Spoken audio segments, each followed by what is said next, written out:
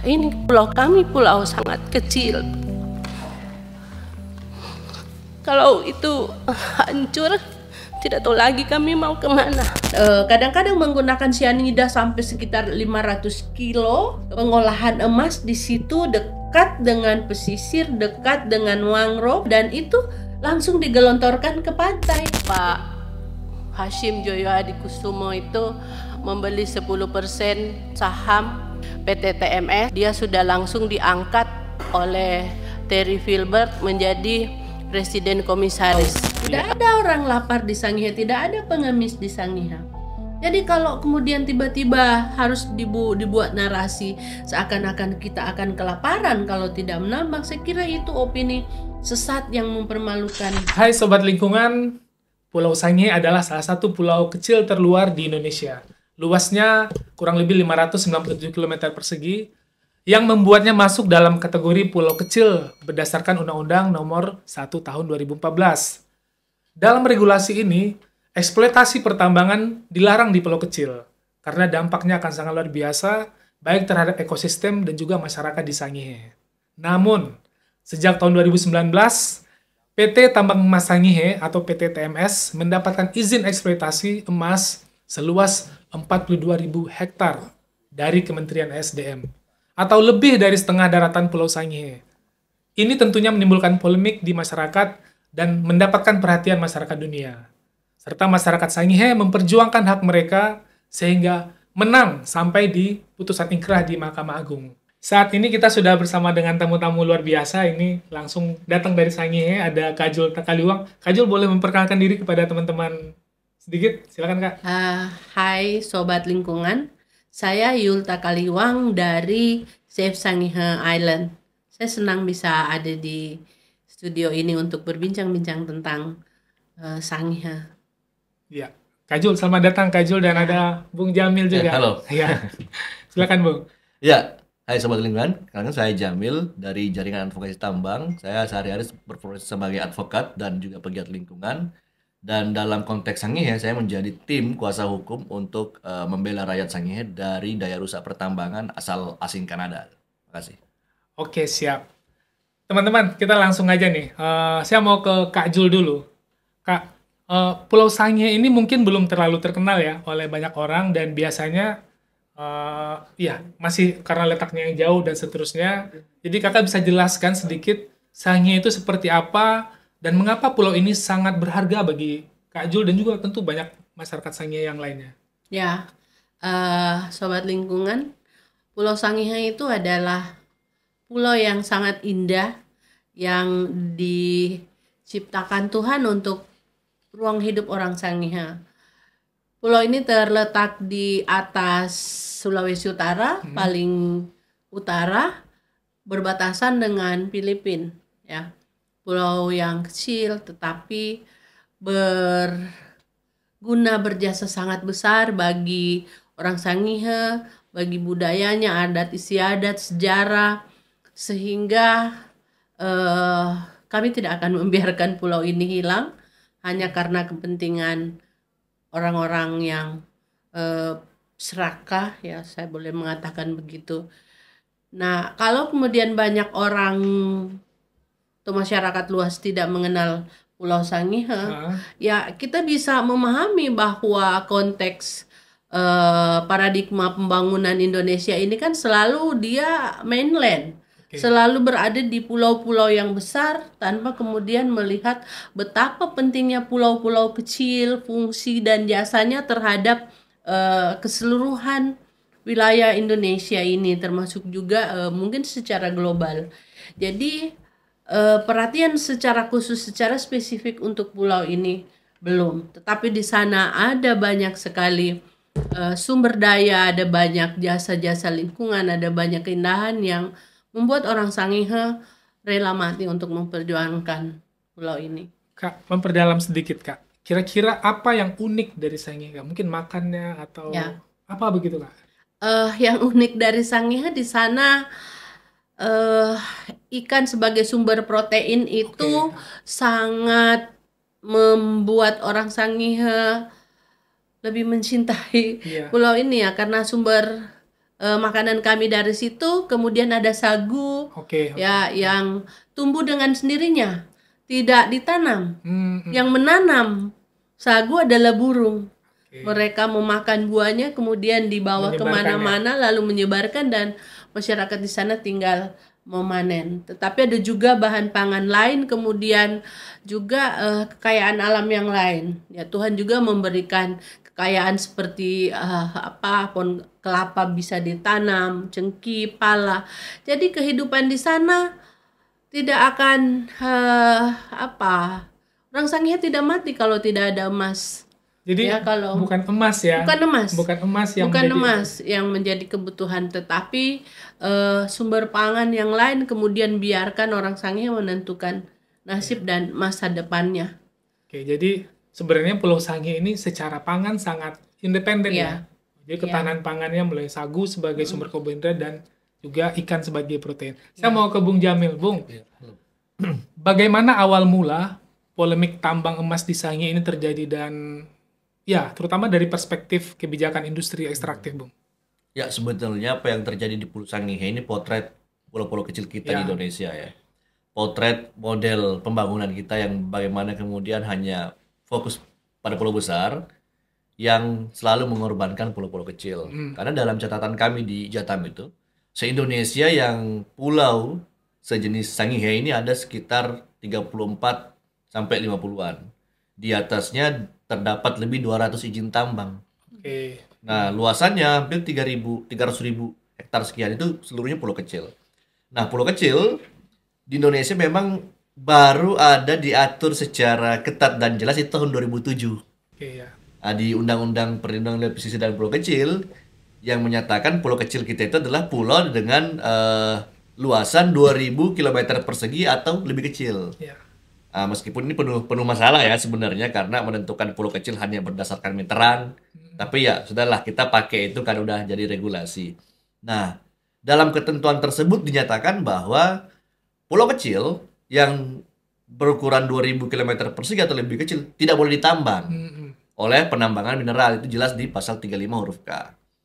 Tapi di Sangihe ternyata ada semacam keputusan politik di masa lalu yang tidak pernah dikoreksi, yang menjadi keterlanjuran. Bahkan celakanya di tahun 2021 itu diperbarui oleh pemerintah Republik Indonesia. Apa itu? Adalah perizinan kontrak karya PT TMS. Lalu kemudian di tahun 2021 diubah menjadi izin usaha produksi kontrak karya. Ditingkatkan statusnya menjadi izin. Kenapa? Karena memang rezim tambang itu kontrak kan tahun 1167 tuh.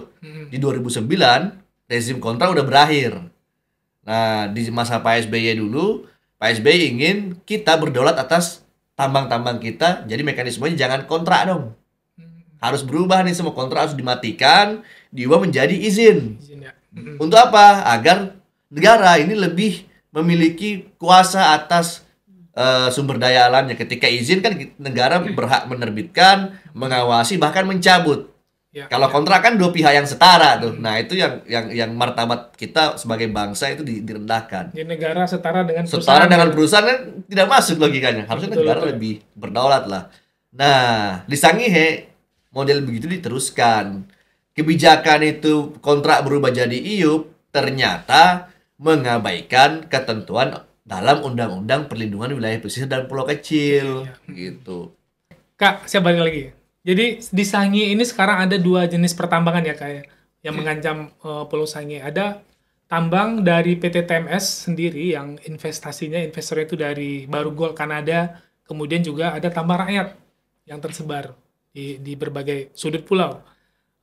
Bisa dijelaskan bagaimana perbedaan keduanya dan apa dampaknya yang dirasakan masyarakat saat ini?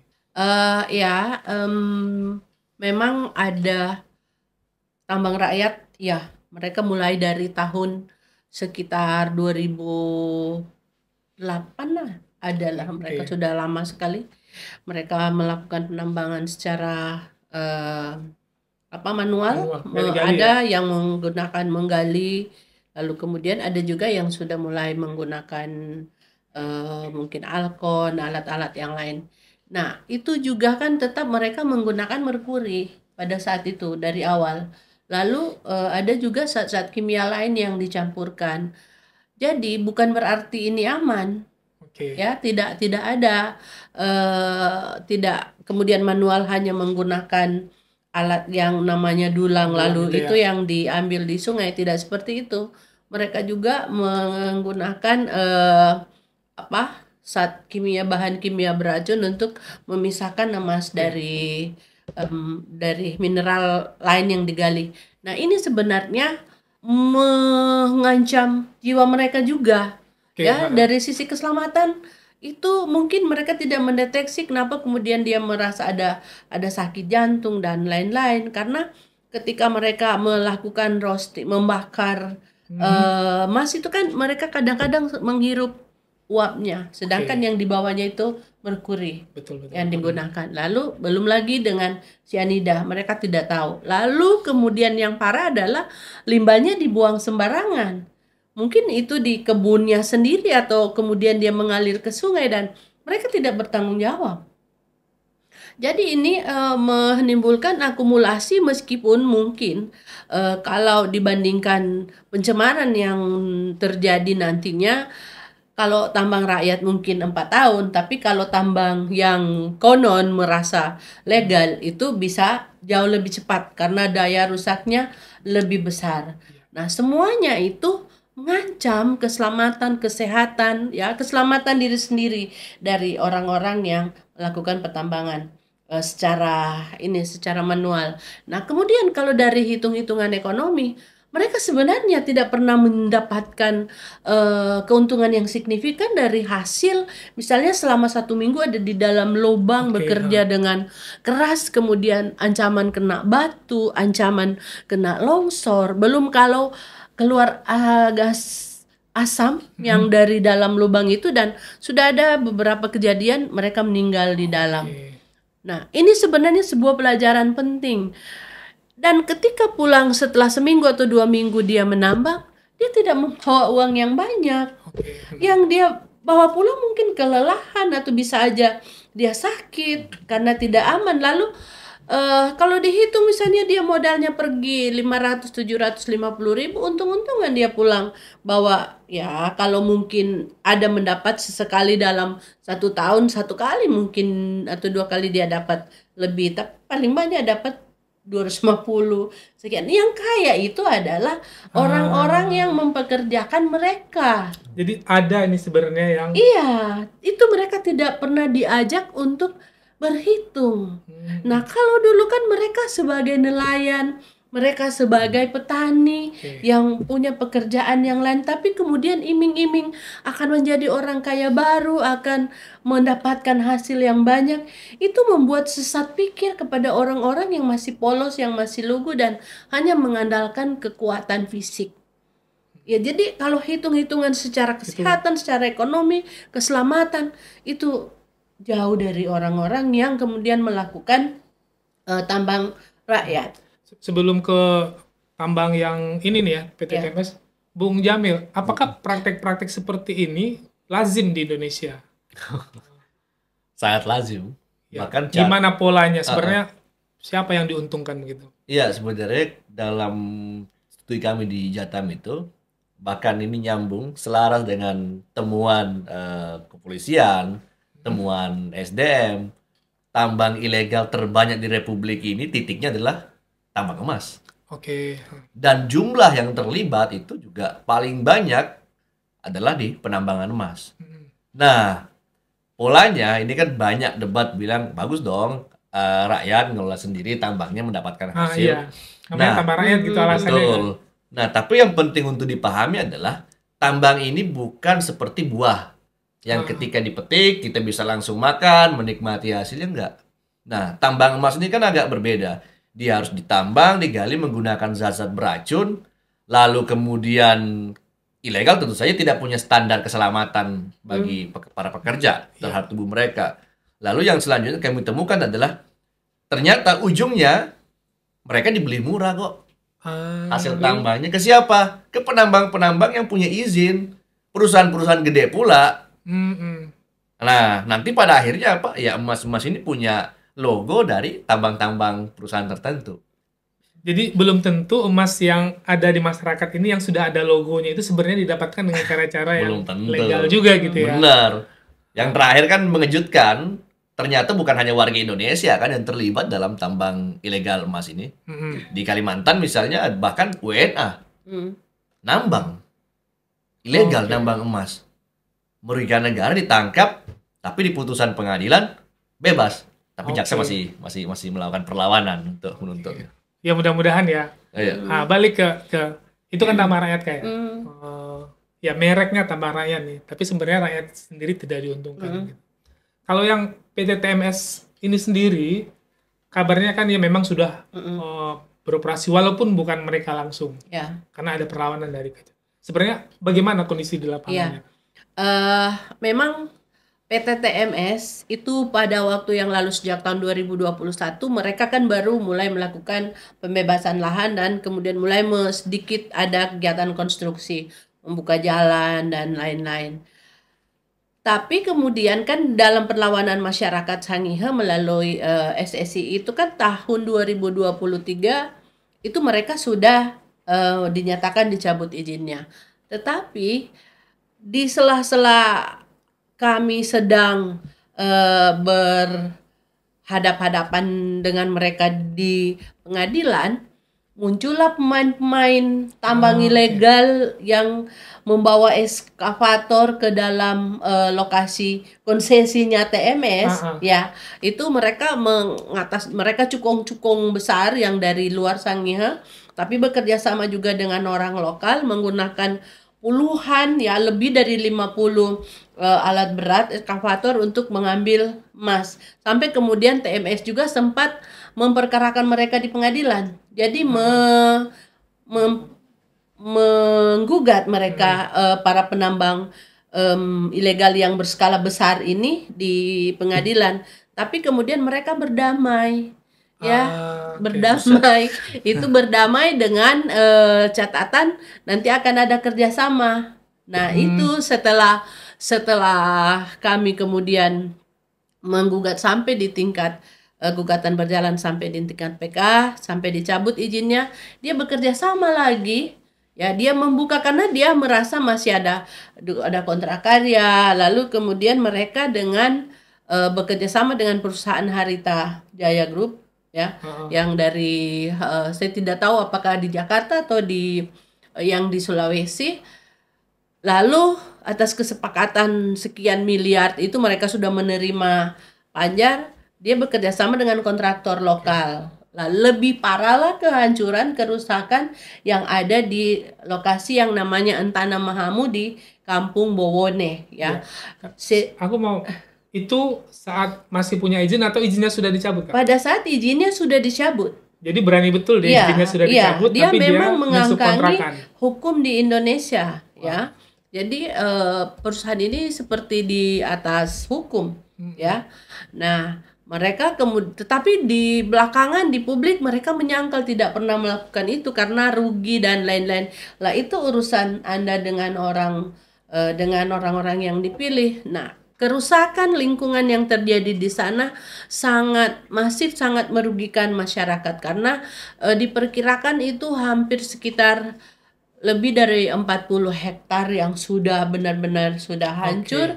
Dan yang parah adalah mereka melakukan pengolahan emas di situ dekat dengan pesisir, dekat dengan mangrove, dan kadang-kadang menggunakan cyanida sampai sekitar 500 kilo. Ya, itu berapa drum besar, kemudian menggunakan semen sampai ribuan, ya, sampai 6.000, 8.000 sak. Jadi memang bagi masyarakat itu mereka dibayar untuk menjadi tukang panggul semen, dan kan masih ada juga zat-zat kimia lain yang dicampur di situ. Jadi kita bisa membayangkan bagaimana besar bak pengolahan mereka, dan itu langsung digelontorkan ke pantai, ke pesisir. Jadi kita tidak heran sekarang bahwa ada ikan yang mulai tidak sehat karena ada masyarakat Kampung Bowone, ibu-ibu yang keracunan makan kerang. Satu rumah, ya, kerang menurut Ibu Latena namanya, dulunya berwarna putih sekarang sudah menjadi hijau. Oke. Dan mereka masuk rumah sakit satu rumah, tetapi kan untuk kita mengatakan ini keracunan atau ini akibat apa, selalu kita harus diperhadapkan pada siapa yang bilang itu keracunan. Harus membuktikannya dengan penelitian. Padahal dulunya tidak pernah ada makanan dari pantai, dari laut yang mengakibatkan keracunan bagi masyarakat. Jadi koral juga, karang-karang sudah mulai putih, kadar tuh air laut juga sudah mulai tidak sehat. Dan yang menjadi lucu adalah orang di sekitar situ, di Binebas, di Bentung, sekarang mulai takut memakan ikan dari situ. Ikan yang didapat dari situ mereka jual ke tempat yang lain. Oh, malah dijual gitu. Iya, nah berarti orang lain yang tidak tahu asalnya ini makan ikan itu. Aku follow up ke Bung Jamil. Itu kan kita nggak tahu, kan terang Bang kalau 40 hektar dibuka itu kan terang. Itu gimana penegakan hukumnya? Iya, sebenarnya kalau tambang ilegal kan memang inti persoalan utamanya itu ada pihak yang tidak bekerja ya kan? Ya penegak hukum ini. Oke, siap. Kenapa? Karena memang yang namanya ilegal jelas tidak punya izin. Tidak punya izin tinggal tangkap. Adili hukum. Kan gitu. Nggak perlu ada proses yang macam-macam.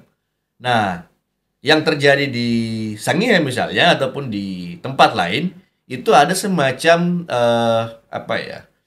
saling atau simbiosis mutualisme. Ada itu kita temukan juga. Betul.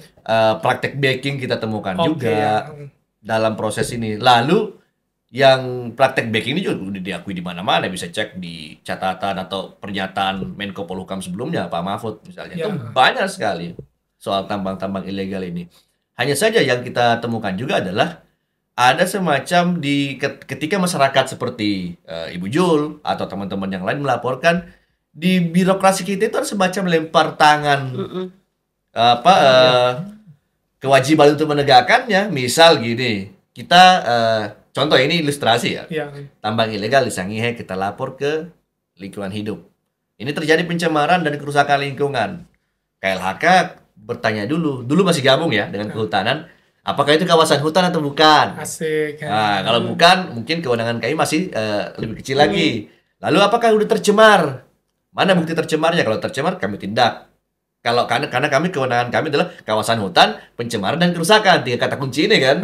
Nah, lamalah proses itu sampai nggak ada juga. Kan kita masyarakat nggak tahu cara membuktikan ini tercemar atau tidak. Lalu yang lain, coba lapor ke polisi. Kita lapor ke polisi, kan pidana jelas. Pidana lingkungan, pidana umum juga masuk sebenarnya kan.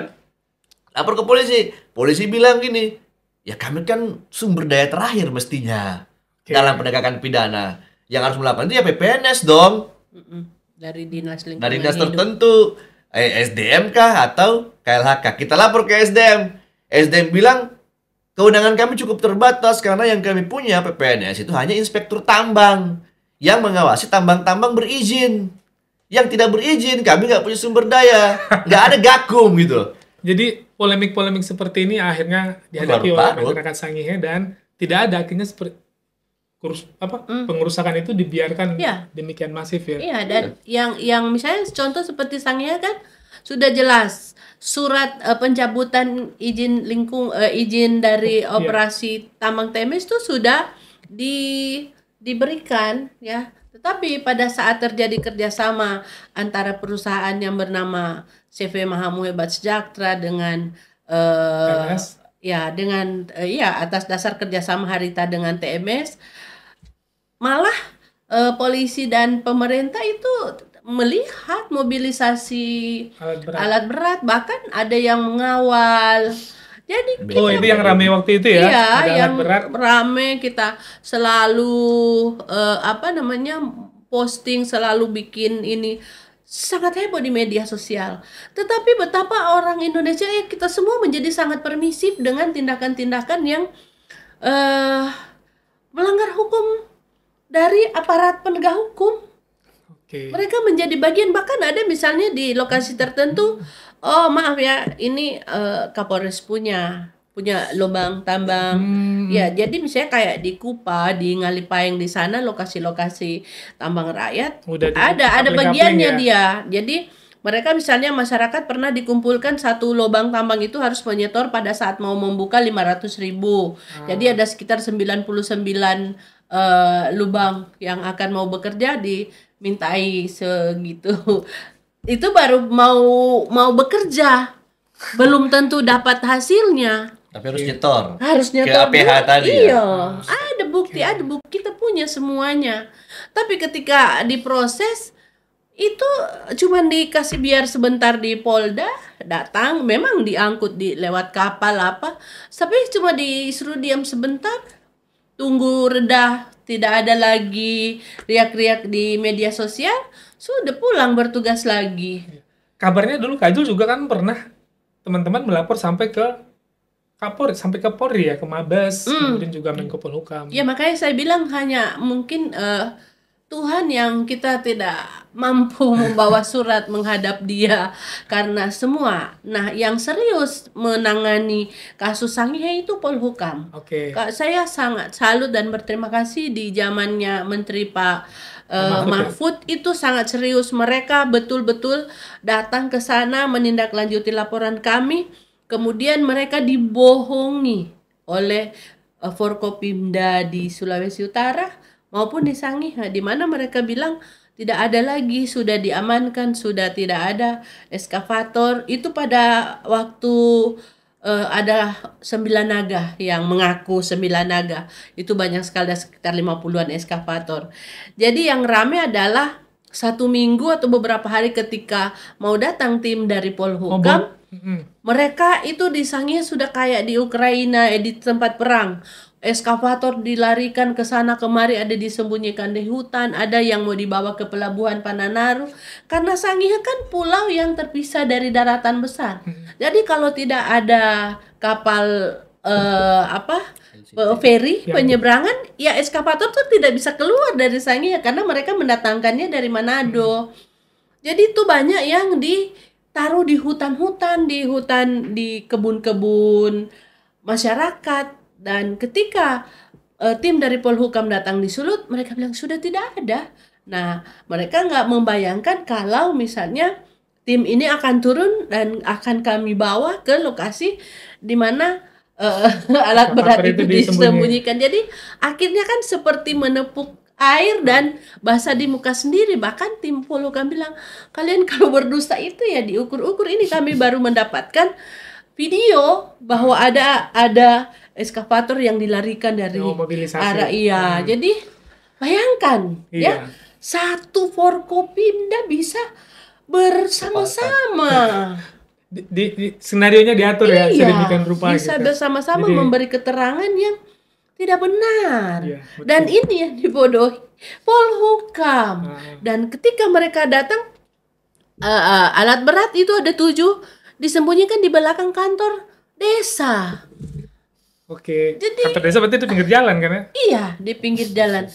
Jadi mau sembunyi di mana? Ini kan bukan sesuatu yang bisa dilipat ditaruh di. Iya. Dan orang tidak banyak orang yang merasa tidak berdosa. Iya, betul. Jadi kita mau Indonesia menjadi terang ini susah lah, hopeless kalau bersekutu dalam kejahatan begini. Sobat lingkungan, Sangihe bukan hanya sekedar pulau, tetapi rumah atau ruang hidup bagi masyarakat lokal yang di setiap sendi kehidupannya tergantung pada kondisi alam di Pulau Sangihe.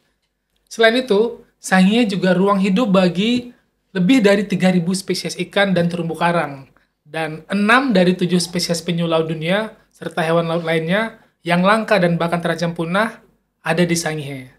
Sayangnya, sampai saat ini masih di bawah ancaman tambang. Greenpeace Indonesia menemukan bahwa aktivitas tambang oleh perusahaan asing yang mensubkontrakkan ke perusahaan lokal di Pulau Sangihe telah mencemari laut, terumbu karang, padang lamun, dan juga mangrove. Jurnal Ecological Engineering and Environmental Technology pada awal tahun 2025 menerbitkan hasil penelitian dari peneliti UGM bahwa beberapa wilayah perairan di Sangihe ditemukan kadar merkuri dalam air dan sedimen, dan itu di atas batas aman, menunjukkan kontaminasi, terutama di dekat lokasi pembuangan limbah. Sampel ikan juga menunjukkan akumulasi merkuri yang mengkhawatirkan melebihi standar keamanan nasional. Tentu ini mengkhawatirkan kita semua, karena ada risiko kesehatan kepada masyarakat Sangihe yang masuk ke dalam rantai makanan. Dengan situasi ini, Sobat Lingkungan, apakah Sangihe benar-benar aman dari eksploitasi lebih lanjut? Yuk kita lanjut ngobrol lagi dengan teman-teman. Ya, Bung Jamil. Oke. Setelah Mahkamah Agung memerintahkan kepada Kementerian SDM untuk mencabut izin operasi PT TMS, apakah tambang ini benar-benar berhenti? Dan bagaimana perkembangan terakhir dari konflik tambang di Sangihe ini sebenarnya? Ya, sebenarnya setelah ada putusan Mahkamah Agung ya, Ya. yang menyatakan warga menang dalam menggugat izin kontrak karya PT TMS, itu tidak mudah bagi warga untuk memaksa Menteri SDM menerbitkan SK pencabutan. Itu butuh proses yang berlarut-larut, 3 bulan lebih, bahkan mungkin lebih ya. Harus bersurat dan mengadu ke banyak pihak, lembaga-lembaga pengawas, dan terakhir mengadu ke Menko Polhukam. Setelah itu Menko Polhukam mengundang para pihak, termasuk Menteri SDM, yang menyatakan bahwa kalian udah kali pengadilan, harusnya terbit SK pencabutan dong, taat dan tertib hukum. Nah, itu butuh lagi waktu.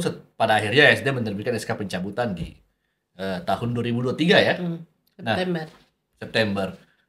Padahal inkrahnya jauh sebelum September. Jadi panjang ya waktu untuk... Panjang. 8 bulan. 8 bulan ya. Nah, setelah itu harusnya kan pencabutan izin itu dilanjutkan dengan proses pembersihan di lapangan. Ya, mestinya ya kan. Izin dicabut, juga tertibkan dong di lapangan. Kalau misalnya masih ada alat-alat berat yang tersisa, betul. Ada pencemaran dan kerusakan, mestinya menteri terkait mengejar pertanggungjawaban si perusahaan. Kan yang dicabut hanya izinnya. Ya. Dia dalam bentuk sebuah perusahaan masih ada, tapi nggak boleh nambang, kan itu catatannya. Tapi masih dapat dimintai pertanggungjawaban untuk mengganti kerugian, memulihkan lingkungan. Justru itu yang tidak dilakukan sampai sekarang. Bahkan faktanya di lapangan, wilayah PT TMS yang juga merupakan kawasan hutan itu diobrak-abrik oleh alat berat tambang. Iya. Yang informasinya ini berdasarkan kesepakatan atau persetujuan oleh TMS dengan dalih yang memang mereka bikin kerjasama. Atas dasar mereka bilang mereka masih punya kontrak karya, padahal mereka lupa sebetulnya, atau pura-pura lupa, kan itu pura-pura nggak ngerti kan. Sengaja lah. Bahwa sebenarnya sejak 2009 kontrak karya kan sudah tidak diakui lagi keberlakuannya untuk melakukan operasi tambang. Harus berubah jadi iup-iupnya, izinnya udah dibatalkan oleh Mahkamah Agung, tapi di lapangan masih terus berlanjut. Pencemaran dan perusahaan lingkungan. Inilah yang sering kita bilang bahwa sebenarnya tambang yang ilegal tapi kemudian dia dibuat seolah-olah legal. Ini yang agak sulit memang dalam proses penegakan hukumnya. Agak sulitnya gimana? Kalau penegak hukum menyempitkan kewenangannya, maka tidak akan ada penegakan hukum. Penegak hukum APH itu cukup bilang, oh iya benar, mereka punya kontrak karya. Selesai. Padahal lebih jauh itu kan nggak boleh sebenarnya. Jadi kontrak karya ini yang diagung-agungkan ya. Benar. Padahal nggak boleh jadi dasar operasi itu. Sejak 2009 ya. 2009 ya. Kak, dan kalau saat ini gimana kondisi kebatinan warga masyarakat di Sangihe menghadapi situasi konflik tambang ini? Apakah ada perubahan sikap ya? Kalau di awal kan dulu rame ya, tapi hari ini gimana? Ya, begini, memang banyak yang misalnya masih belum paham persis, belum mengerti dampak nantinya ke depan seperti apa, karena banyak yang berharap memandang emas ini adalah berkat yang diberikan Tuhan dan itu harus diambil. Nah, ada sebagian orang yang misalnya melihatnya sebagai potensi yang harus kita ambil karena kita mau jadi orang kaya nih. Nah, tetapi sejak zaman dahulu leluhur kita itu paham benar bahwa ketika kita akan menggali, ketika kita akan mengambil ini, maka akan terjadi sesuatu, akan ada malapetaka. Maka kita berharap banyak orang Sangihe dimanapun yang sekolah, yang pintar-pintar akan memberitahu kepada keluarga saudaranya yang ada di sana bahwa Sangihe tidak sedang baik-baik saja. Kita sementara menghadapi sebuah ancaman malapetaka yang bakal terjadi di depan, bisa seperti kasus Buyat. Ya, dan itu sangat mengerikan. Orang-orang yang sebenarnya tahu, yang paham benar, itu sebenarnya sedang khawatir, ya. Termasuk kami yang di Save Sangihe Island, kami tidak peduli, ya, tidak peduli ada banyak yang nyinyir, yang berpendapat macam-macam, tapi tidak ada yang bisa menggantikan Pulau Sangihe, pulau yang indah, pulau yang sangat kami ya menjadi ruang hidup ini. Kalau misalnya nanti akan terjadi sesuatu yang buruk ke depan, jadi ya. Kak, kalau itu kan terkait kesehatan ya, memang sudah ada beberapa, ada yang keracunan, kemudian kalau dampak dari bahan kimia itu kan akan panjang ya, mungkin tidak sekarang. Tapi kalau dampak kerusakan lingkungan seperti mungkin ada longsor, banjir segala macam. Iya, yang nampak di lainnya ya, di kampung lainnya. Kalau dulu kan tidak ada banjir, masih kurang. Nah, akibat dari operasi pertambangan yang dilakukan secara manual di hulu, di atas gunung itu sudah terjadi misalnya penebangan pohon, lalu kemudian mereka menyiram tebing-tebing itu dengan air, pakai alkon yang besar supaya mengalir. Nah, itu yang kemudian hari ini mengakibatkan air hujan itu tumpah begitu banyak kalau lagi pas hujan, dan pasti kampung itu akan tenggelam ya. Kalau dulunya itu belum pernah ada seperti itu. Nah, ini kan sebenarnya sebuah pembelajaran bahwa kaya, ya saya tidak tahu yang kaya siapa, karena mereka tidak terlihat peningkatan, misalnya dia berubah menjadi lebih baik secara ekonomi.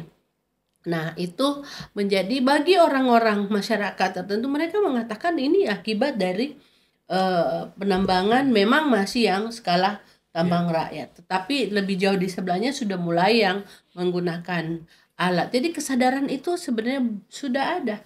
Tetapi kan mereka tidak bisa sekonyong-konyong menghentikan, kemudian untuk berhenti melakukan pertambangan ilegal, karena orang-orang yang mempekerjakan, yang berniat untuk menjadi kaya ini adalah orang-orang yang punya modal, sehingga terus mengiming-imingi para pekerja, orang-orang awam untuk datang terus melakukan penambangan secara ya penambangan rakyat, dan menghasut untuk terus melakukan itu karena alasan perut, alasan lapar, alasan tidak makan, anak mau sekolah. Padahal dahulu sebelum ada tambang emas juga banyak anak-anak yang bisa sekolah. Tidak ada orang lapar di Sangihe, tidak ada pengemis di Sangihe. Jadi kalau kemudian tiba-tiba harus dibuat narasi seakan-akan kita akan kelaparan kalau tidak menambang, saya kira itu opini sesat yang mempermalukan orang Sangihe. Ya, karena kita sangat mengagungkan bahwa Tuhan selalu menyiapkan yang terbaik buat orang Sangihe, karena kita dimanjakan alam. Ya, betul. Dan satu kekhawatiran yang sangat mendorong kami ke sana adalah misalnya hari ini TMS itu menjual saham 10%-nya ke Hasim Joyo Hadikusumo. Pulau Sangihe beda dengan pulau-pulau kecil yang lain. Karena dia ada 3 gunung api. 2 gunung api bawah laut yang mengapit pulau itu. 1 di tengah pulau di daratan, dan itu punya catatan sampai sekarang masih aktif. Coba bayangkan kalau kemudian jadi tambang, kemudian itu memicu bencana. Di Kampung Bowone itu ada atraksi ya, atraksi illegal mining masif yang berlangsung dari tahun akhir 2021 2022 lalu dilanjutkan sampai hari ini dan berlangsung di depan mata pemerintah dan aparat. Lalu kami mau berharap ke siapa? Kalau sudah ada indikasi-indikasi jelas yang keterlibatan aparat penegak oknum ya.